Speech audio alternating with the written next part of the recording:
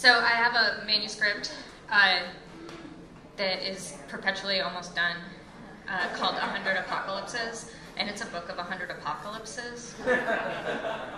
And so I'm going to read some feminist apocalypses.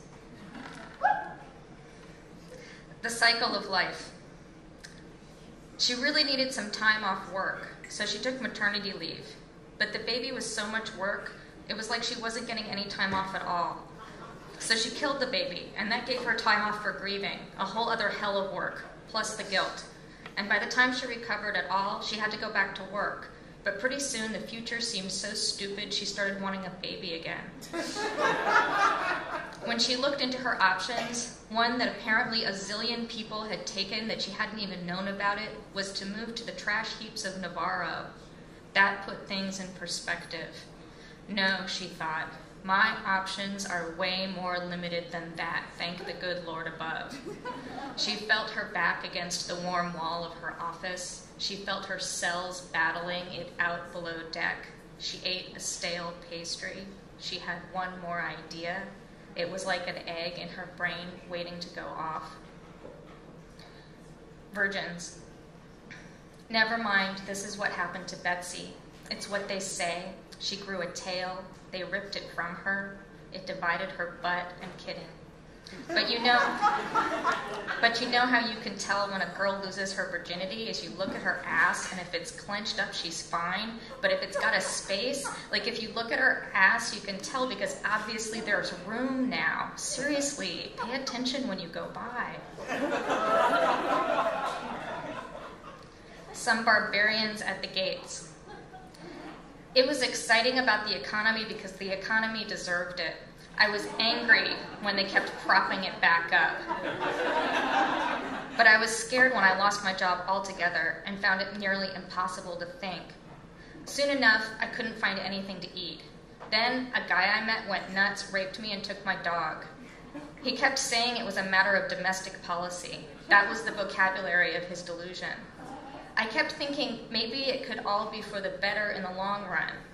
It can be a psychological necessity to think that way, and I'm practical at heart. I got some guns and shot a few people I always knew were assholes, as long as the justice system was the last thing on our minds. That did something for society and me both. I shot a police. Then I found a bourgeoisie and shot him with another bullet I had, and then pretended to be giving him some beans. And then I took the sharp edge of the can and cut his wrist with it for symbolic impact, like, you did this to yourself.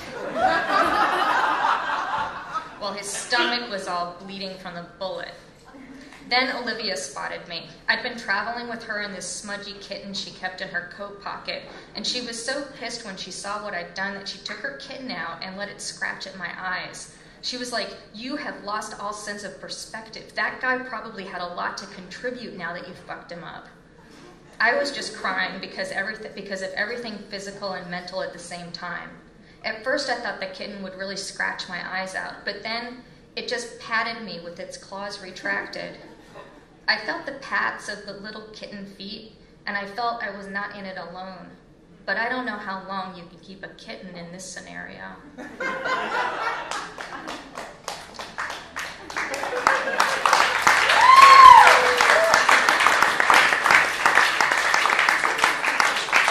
Awesome, that's the first time I read that one.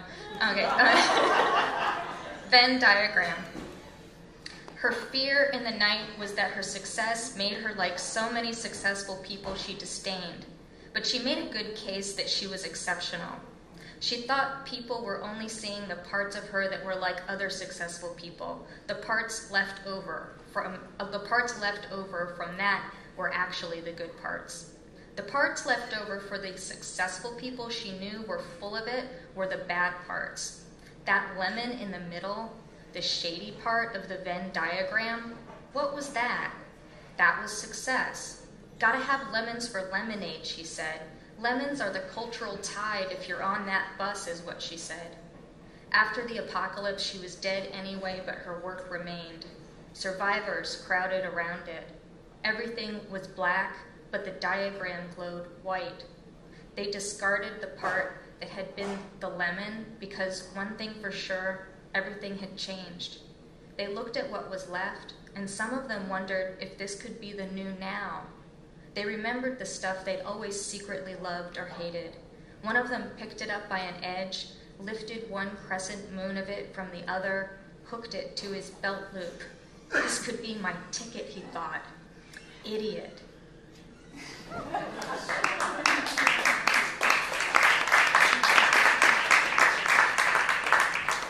Rate this apocalypse.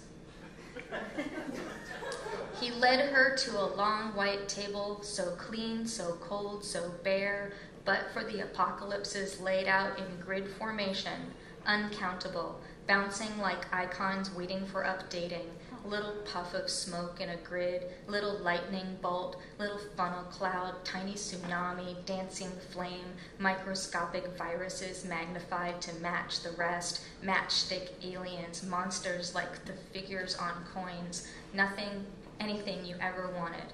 He said, choose. The large print said to rate them, but the small print said, in bed. She thought about choosing one of each, but he said it was one for each of us on Earth. He said each one was a little different, if only by nurture. He said she could rank based on her individual criteria. He said overall satisfaction with a wink. She looked at him funny, and he laughed in cartoon under his dated mustache. She said skeptically that she would never consent to sleep with him, not in a million years. He said he'd fill out the form for her if she couldn't handle it. He said the world was her oyster, blowing in the wind, if she'd only open her mind. She let several of the apocalypses run up her sleeve, down her pants, and enter her body while he wasn't looking. She let them look out of her eyes. She crept up behind him while he was looking under the table for the missing animations, used an apocalypse on his pants so they collapsed around his ankles where they belonged, and made a run for it.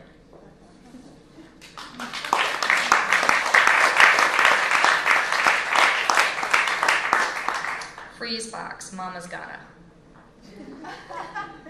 Now, in the near future, we'd already perfected the cryogenic freeze box for some time. We used it for everything, for animal and vegetable, but best was we could crawl in there for grieving.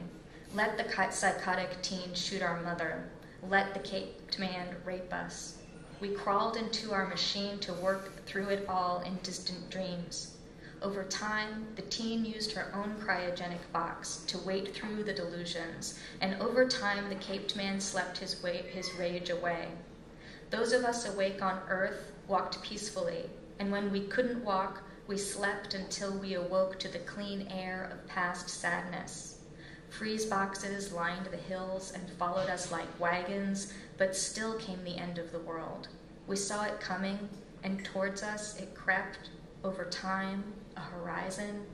We kept our cryogenic chambers near. We were getting so sad, watching it approach like soldiers. We gazed across our freeze boxes, into the eyes of one another, waiting for the right moment. We didn't want to leave, because finally it was all so beautiful.